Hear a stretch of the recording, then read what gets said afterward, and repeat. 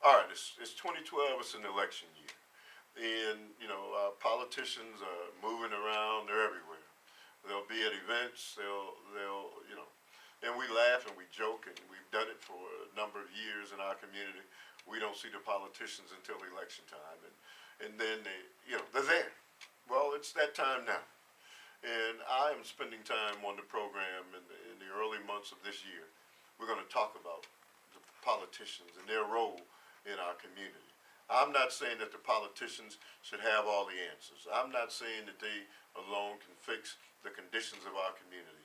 But for heaven's sakes, they are servants, public servants, and they should be concerned about the conditions that exist in their communities. If you are a politician and you are black or white and you don't feel an obligation to do something to make your city better, then I think you are in the wrong job.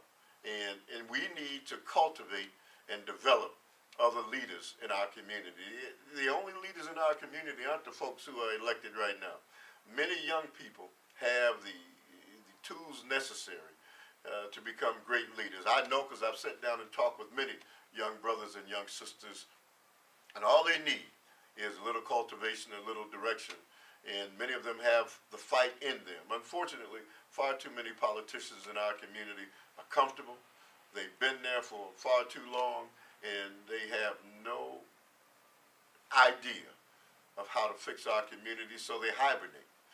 They go into seclusion, and they don't talk about it, as if not talking about the conditions, then they don't have to do anything. Well, I tell you, we're not going to settle. We're not going to sit back anymore and allow people to continue to run and unopposed, and our community continues to be in the condition it's in. All we're asking from our political leaders, come together. You don't have to like one another, but you must come together for the benefit of the citizenry that right now is in the worst condition that it's been in my time here in the city. Now, again, Milwaukee is inexcusable that we are in the bottom percentile in everything. It doesn't have to stay that way. If our politicians came together with a collective voice, I don't care whether they like one another or not, they should be willing to come together with a collective voice to address this misery and pain in our communities. And so my radio program is going to be used for that. We are going to encourage and have young people who have leadership abilities to come into the studio. We're going to cultivate them, and we're going to run them against people who for far too long have felt as if that seat is theirs.